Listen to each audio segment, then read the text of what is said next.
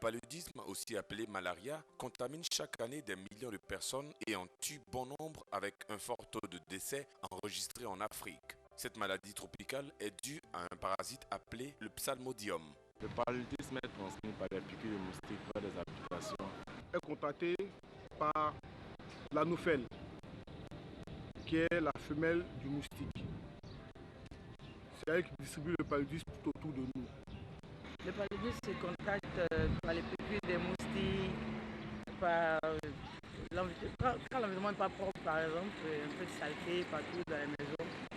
La malaria ne peut être contractée que par une piqûre de moustique infecté ou par une transfusion sanguine d'une personne infectée. Elle peut aussi être transmise de la mère au fœtus pendant la grossesse. Le parasite paludien, entré dans la circulation sanguine, va envahir les globules rouges qui finiront par éclater, ce qui aura pour effet d'envoyer les parasites partout dans l'organisme et de déclencher les symptômes du paludisme.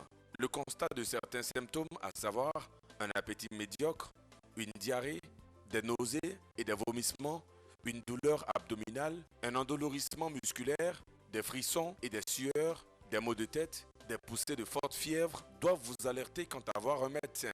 Cette maladie souvent négligée peut avoir de lourdes conséquences, parfois même être mortelle. Les malades du paludisme sont susceptibles de présenter après plusieurs autres symptômes, notamment une anémie causée par la destruction de globules rouges infectés, une extrême fatigue, une perte de connaissance, une insuffisance rénale, un œdème pulmonaire et même un coma. En outre, cette endémie est aussi une des causes majeures de mortalité infantile. Cependant, le paludisme peut être évité par des mesures préventives. Les moyens par lesquels nous pouvons éviter le paludisme, c'est se coucher sous les moustiquaires imprégnés. Il faut dormir sous des moustiquaires, éviter que l'environnement soit sale et puis pulvériser la maison de temps en temps pour ne pas que les moustiques puissent être dedans. Le fait de dormir sous une moustiquaire imprégnée d'insecticides est impératif pour les femmes enceintes et les enfants. Utilisez des insecticides dans les chambres. Portez des vêtements couvrant à manches longues et de couleur claire. Appliquez des produits répulsifs sur la peau pour les parties du corps découvertes en faisant attention toutefois aux risques d'allergie et aux contre-indications liées à l'âge ou à la grossesse. Laissez les fenêtres fermées dans les pièces climatisées sont entre autres plusieurs mesures de prévention de cette maladie. Aussi, un accès rapide à un traitement efficace permet de réduire plus encore le nombre de décès. Un traitement préventif intermittent du paludisme durant la grossesse peut aider à diminuer de façon significative le taux d'insuffisance pondérale à la naissance et celui d'anémie maternelle. En Afrique, l'on peut noter par ailleurs que le paludisme ralentit la croissance et le développement économique et perpétue le cercle vicieux de la pauvreté. Ainsi, l'observation de toutes ces mesures pourrait nous faire entrevoir un monde à l'abri du paludisme. 7h06 et nous sommes en direct avec le docteur Tano Mea Antoine. Il est directeur depuis 5 ans, directeur coordonnateur du programme national de lutte contre le paludisme. Docteur, bonjour. Bonjour. Quelle est la situation du paludisme dans notre pays, la Côte d'Ivoire? Merci. Le paludisme représente un grand poids dans le système sanitaire. Il faut dire que le paludisme aujourd'hui représente 33% des motifs de consultation dans les formations sanitaires publiques. Nous étions à 50% en 2012 des motifs de consultation. En 2017, fin 2017, nous sommes passés à 33%. D'accord. 33%. Donc le nombre de cas de paludisme aujourd'hui aussi a considérablement baissé. Nous étions à 4 millions en 2016. Nous sommes passés aujourd'hui à 3 millions 500. Et là, la mortalité liée au paludisme aussi a véritablement baissé. On était à 4 321 en 2016. Nous sommes maintenant à 3 222 cas de décès. Et donc, pour dire que le paludisme, effectivement, le paludisme représente toujours une priorité pour l'État de Côte d'Ivoire. Parce que ça représente le premier motif de consultation dans les centres de santé publics. Donc, vraiment, le paludisme a un poids dans l'économie. Parce que les villageois, tous les planteurs, consacrent minimum 25% de leurs revenus pour la lutte contre le paludisme au cours de l'année. Au niveau de l'éducation, au niveau aussi du travail, 25% des absentéismes sont dus aussi au paludisme. Donc c'est une maladie qui est évitable qu'on peut éviter, mais qui est grave parce que si on ne fait pas attention, on peut perdre sur le plan économique et sur le plan... parce que ça peut entraîner aussi des décès. Parce qu'il y a des décès liés au paludisme. Et donc, les personnes les plus vulnérables sont les enfants de moins de 5 ans et les femmes enceintes. Comme on disait dans le film tout à l'heure, les femmes enceintes, elles peuvent en mourir. Ou bien l'enfant qui va naître sera un enfant de bas poids, un enfant qui a un faible poids à la naissance. La femme aussi peut avorter son enfant parce qu'elle a contracté le paludisme. Et les enfants de moins de 5 ans peuvent mourir parce qu'ils sont capables de faire des paludismes graves. Donc aujourd'hui, le nombre de cas que je viens de donner, en Côte d'Ivoire seulement, l'année 2017, nous avons eu au minimum près de 3 millions de cas de décès, 3 000 cas de décès. C'est beaucoup. Si chaque année on perd 3 000 personnes, c'est beaucoup dans le pays. Alors, donc c'est grave. Il faut vraiment que chaque personne prenne les dispositions pour éviter le paludisme. D'accord. Docteur, comment on contracte cette maladie-là? Parce que selon les idées reçues, on dit c'est le soleil, on sait qu'il y a déjà le moustique, il y a quoi d'autre? L'huile. L'huile, voilà, quand on mange trop gras. Ok, il faudrait, comme le film le dit tout à l'heure, personne ne peut contracter le paludisme par la fatigue, ni le soleil, ni l'huile. On contracte le paludisme à la suite de la piqûre du moustique, surtout la nouvelle femelle. Donc, lorsque vous recevez cette piqûre au cours de son repas sanguin, parce que la nouvelle femelle pique juste pour prendre du sang pour la maturation de ses œufs. Donc, au cours de son repas sanguin, il vous transmet maintenant le plasmodium, vous transmet le parasite.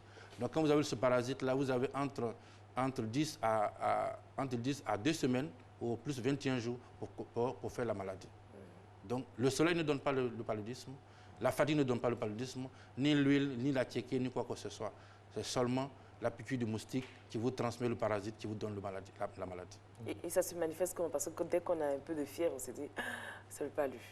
Oui, je voulais profiter pour dire qu'aujourd'hui, toute fièvre n'est pas égale au paludisme. Si vous avez la fièvre, qui fait partie des signes du paludisme, il faut se rendre à l'hôpital pour confirmer le cas. Sur les signes du paludisme, vous avez la fièvre, vous avez les couvertures, comme on a dit tout à l'heure dans l'émission qui est passée, les couvertures, des céphalées, c'est-à-dire des maux de tête, pour parler simplement, des maux de tête, la fatigue. Quelle partie de la tête? Partout.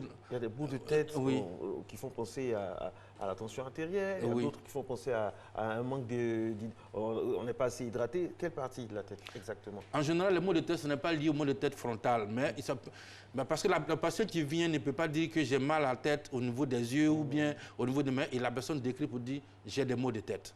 Donc même si vous avez une fièvre, que la personne vient pour une fièvre avec des maux de tête, vous pouvez penser à ça, mais faites l'examen. Seul l'examen va pouvoir vraiment confirmer que la personne a le paludisme ou pas. Donc l'examen là, ce sont les examens qui sont gratuits dans l'hôpital public. C'est ce qu'on appelle les tests de diagnostic rapide. Et c'est fait au bout des doigts. Et entre 5 et 15 minutes, vous avez le résultat. On a aussi la goutte épaisse. La goutte épaisse aussi, qu'on fait aussi, là c'est dans un laboratoire qu'on fait cet examen. Donc entre 30 et 45 minutes, vous avez aussi le résultat. Donc devant une fièvre, il faut aller à l'hôpital, se faire diagnostiquer. Et lorsque vous avez le diagnostic, le diagnostic est positif, que vous avez le paludisme, on vous donne le médicament gratuitement dans un hôpital public. Est-ce que c'est respecté ça? Parce que trop souvent sur les réseaux sociaux, on voit des gens se plaindre pour dire que ce n'est pas réel. Est-ce que vous pouvez garantir ça sur ce plateau? Vous êtes quand même le directeur du programme national de lutte. Est-ce que c'est effectif? Ok, pour nous c'est effectif. C'est-à-dire? C'est-à-dire pour nous, il y a un arrêté qui a été fait depuis 2010 qui dit que le traitement du paludisme est gratuit. C'est gratuit pour la femme enceinte, gratuit pour les enfants et gratuit aussi pour les adultes. Mais vous avez des retours que quand même des fois les gens font payer. Et j'ai l'habitude de dire que toute personne qui vous vend un médicament de paludisme vous a volé. Si vous êtes dans un hôpital public, ils n'ont pas le droit de vous vendre le médicament de paludisme. S'il le fait, c'est un vol. Est-ce que vous faites des descentes? Est-ce qu'il y a des agents chargés de veiller à l'effectivité de cette mesure? Oui, on nous a interpellés, je vous donne 2 villes. On allait une fois à Bondoukou, on nous a interpellés à Bondoukou pour dire qu'il y a eu vente de médicaments à Bondoukou. On allait une fois aussi à Boaké, on nous a dit que... Donc on allait faire des missions de contrôle pour vérifier pour être sûr que le médicament est vendu ou pas. Et ensuite, qu'est-ce qui s'est passé? Quand nous sommes arrivés, il s'est trouvé que l'agent de santé n'a pas vendu le médicament, le médicament du paludisme, mais il avait fait une injection, et l'injection pour baisser la fièvre, et c'est ça, il a fait payer le patient. Et maintenant aussi, parce qu'il y a des confusions. Quand ils viennent à l'hôpital, ce n'est pas le médicament du paludisme qu'on donne, l'antipaludique qu'on donne. Il y a l'antipaludique, il y a d'autres médicaments qui ne sont pas gratuits. Donc le patient, quand lui va, et qu'il a payé d'autres médicaments, même quand on lui a donné le médicament de l'antipaludique, il dit j'ai tout payé. Donc ce qu'on demande maintenant aux prestataires, on demande à nos collègues, les médecins, les infirmiers, les sages-femmes, c'est de prescrire différemment, de faire des ordonnances différentes. De telle sorte que pour le médicament de paludisme, ça soit sur une autre ordonnance et les autres médicaments soient une ordonnance. Lorsque le patient ira à la pharmacie de l'hôpital, il va présenter cette ordonnance et on va lui donner ça gratuitement. Mais sinon, on ne peut pas dire que c'est respecté partout. On a aussi cette information, mais on demande aussi on vous demande aussi à la population que c'est leur droit de recevoir ce médicament gratuitement.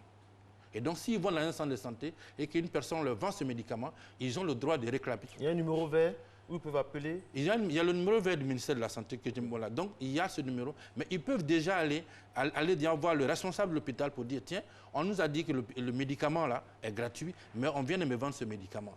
Voilà. Donc, là, c'est le premier recours que la personne peut faire. Mais sinon, le médicament à l'hôpital public, c'est gratuit. Le TDR, il est gratuit. La goutte épaisse est gratuite. Donc, pour savoir que vous avez le paludisme, c'est gratuit. Et lorsqu'on sait que vous avez le paludisme aussi, on donne le médicament gratuitement.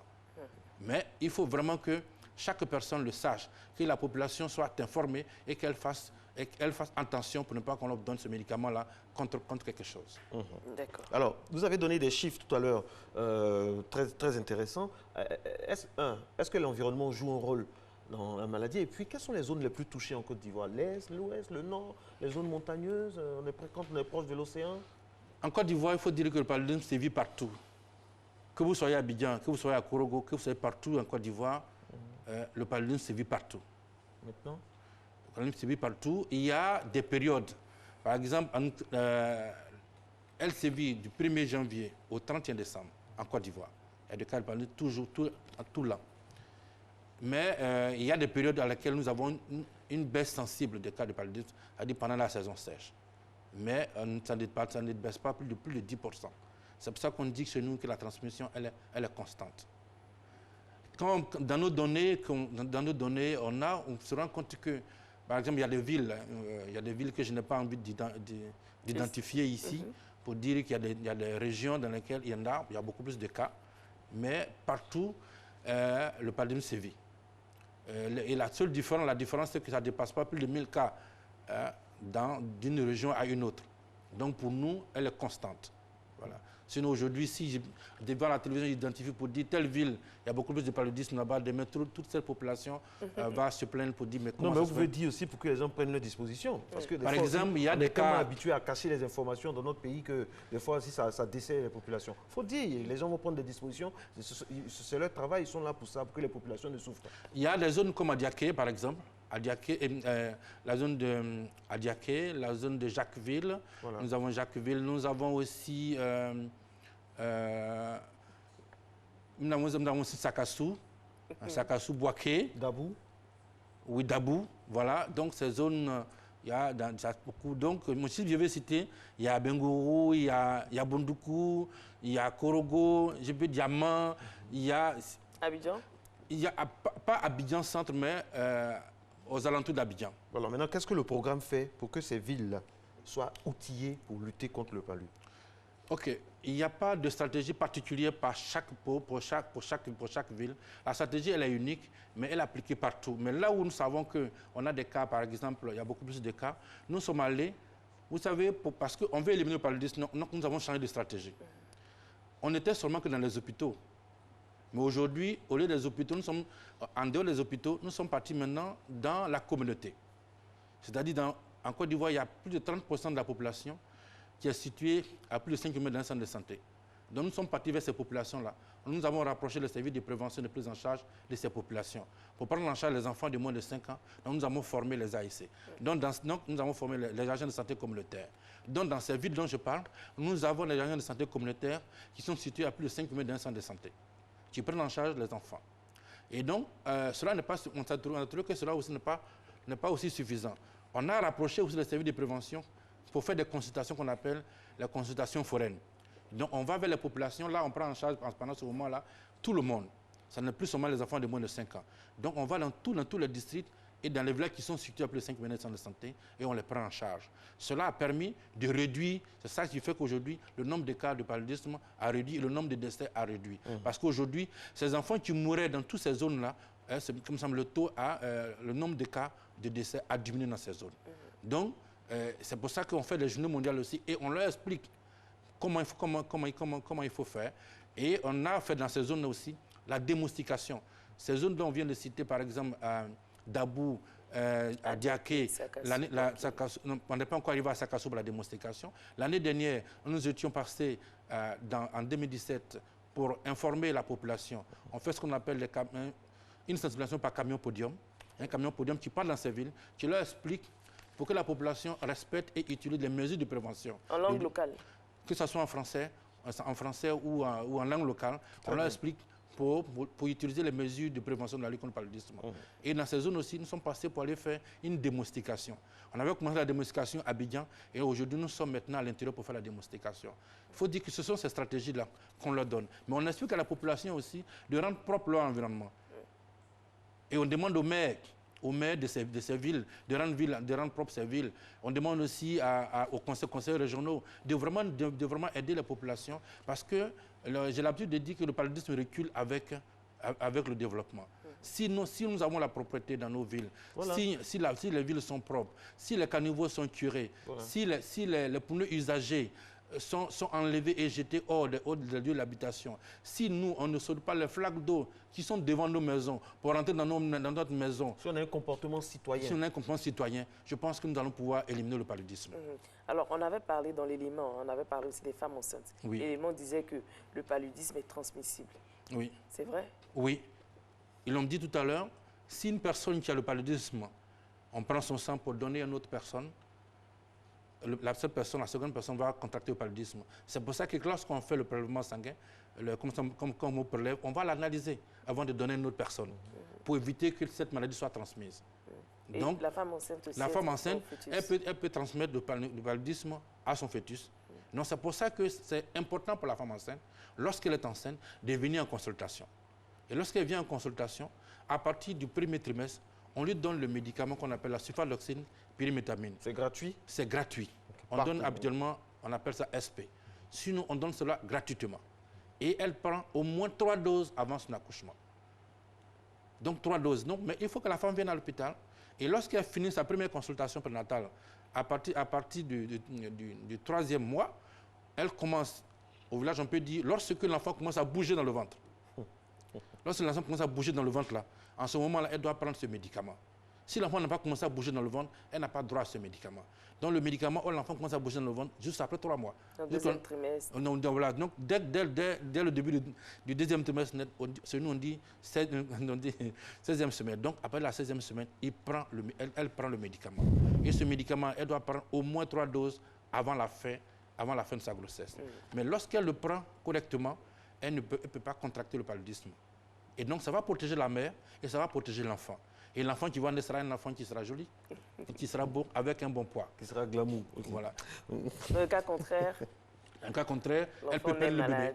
Oui. Elle peut perdre le bébé avant. La grossesse peut pas arriver à terme, elle peut perdre le bébé. Ou bien l'enfant peut naître avec un petit poids. Et donc, c'est-à-dire qu'avec toutes les conséquences qui suivent.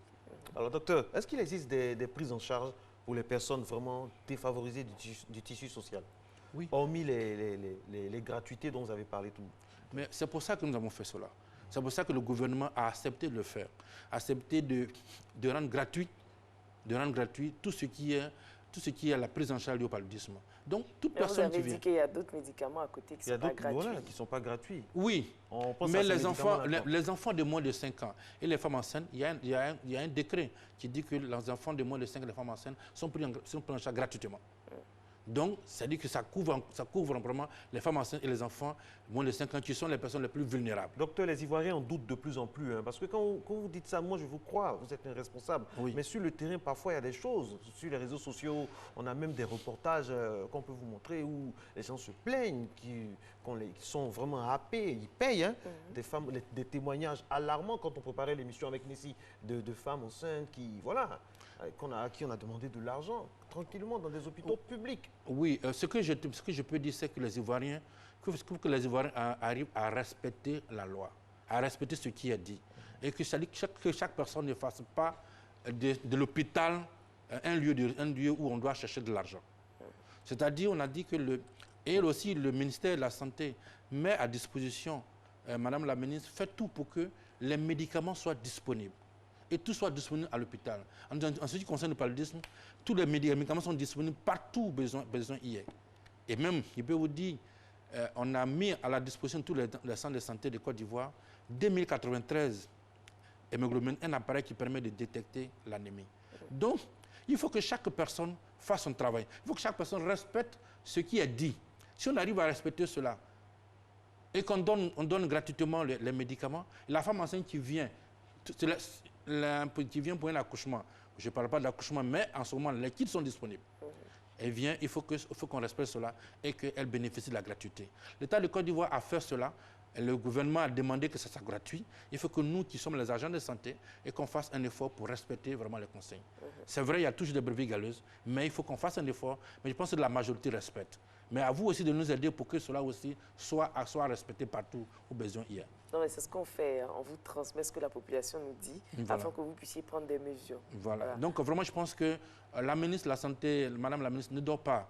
Elle fait tout pour que la population de Côte d'Ivoire soit bien soignée et les médicaments disponibles. Et que donc nous aussi, en tant qu'agents de santé, nous devons aider aussi pour que tout le monde ait accès à ce traitement. Et ceux qui, en même temps, parce que c'est très courant, l'automédication, très très courant. On ne se sent pas bien, on va à l'hôpital, on connaît le nom d'un médicament qui peut soigner le palu parce que telle personne a eu le palu, il a utilisé tel médicament, on fait la même chose. Et à côté de ça, il y a les médicaments traditionnels. Beaucoup de tradipraticiens vendent des médicaments qui, d'après eux, aident à soigner le palu. Qu'est-ce que vous avez à dire? Ok. Il faut dire que lorsque j'ai dit, souvent tout le monde pense pouvoir savoir traiter le paludisme, mais ce n'est pas le cas. Lorsque vous avez la fièvre, il faut aller à l'hôpital. On va faire le diagnostic. Si vous avez le paludisme, on va vous donner le traitement. Comme je l'ai dit d'entrée, une fièvre n'est pas égale au paludisme. Non, partout où vous partez, donc si nous avons formé pour cela, nous avons formé les pharmaciens. Nous avons formé les pharmaciens pour que les personnes qui viennent dans leurs officines pour prendre directement le médicament, que cela cesse. Que les pharmaciens ne donnent plus le médicament comme ça, parce que je viens pour voir, je dis, monsieur, madame, j'ai le paludisme, j'ai la fièvre, et on me donne un médicament. Ce n'est pas bon. C'est proscrit aujourd'hui, parce que la fièvre n'est pas égale au paludisme. Il faut que ça soit confirmé. Il faut qu'on vérifie à la goutte épaisse ou au TDR pour dire que vous avez le paludisme avant de le faire. Mais les tradipraticiens, je ne veux pas m'attarder là-dessus, mais eux aussi, on a un partenariat avec le programme, pour les former. Et pour qu'eux aussi, même avant de traiter, avant de donner un médicament, et qu'ils puissent savoir que cette personne-là a le paludisme. D'accord. Voilà. Donc, on doit faire un tour à l'hôpital. Voilà. Donc eux-mêmes aussi, on doit les former pour que ça soit fait. Mais on ne doit pas utiliser et le médicament traditionnel et le médicament pharmaceutique et tout ça ensemble. Parce que ça peut créer d'autres problèmes. Donc, il faut que les gens arrivent à faire un traitement. S'ils sont sur le tradipraticien qui connaît, qui peut traiter le paludisme et qui a vérifié qu'ils ont vraiment un paludisme, OK, avant de le traiter. Mais vraiment, je conseille à toute personne qui a une fièvre d'aller à l'hôpital d'abord, se faire diagnostiquer. Si c'est confirmé que vous avez le paludisme, on va vous donner le médicament là-bas. Merci beaucoup, docteur Tano Mea Antoine. Je rappelle que vous êtes directeur, coordonnateur du programme national de lutte contre le paludisme. Voilà, on espère que toutes ces informations sont bien reçues. Et on salue toutes ces personnes qui sont à l'intérieur du pays, dans les hameaux, dans les villages, qui travaillent pour le compte du ministère, qui abattent un travail formidable, parfois sans moyens. Et vraiment, il faut que ce soit effectif. Plus de moyens, il faut vous donner plus de moyens pour que vous puissiez surtout contrôler l'effectivité des décisions dans les hôpitaux parce qu'il y a des choses parfois qui peuvent se passer et qui peuvent choquer. Choquer. Et Marco, s'il Oui, te allez-y, plaît, allez-y. c'est quoi le thème de cette année? Le thème de cette année, prêt à vaincre le paludisme. Est-ce qu'on peut vaincre le paludisme? Oui, nous pouvons vaincre le paludisme. Avec nos moyens, là, Oui, aujourd'hui, je vous... moyens additifs. Non, on a d'autres moyens. Je voudrais profiter pour dire que la ministre, avec le plaidoyer, avec la mobilisation de ressources, on vient d'avoir un nouveau partenaire. Un nouveau partenaire qui aussi va en dehors du Fonds mondial, on vient d'avoir PMI, qui est le Fonds présidentiel américain pour la lutte contre le paludisme. Donc, toutes ces ressources-là, et avec les moyens qu'ils viennent de développer pour dire, on va aller vers les populations, aller dans les villages, aller aujourd'hui, en dehors des villages où nous sommes maintenant dans le secteur privé.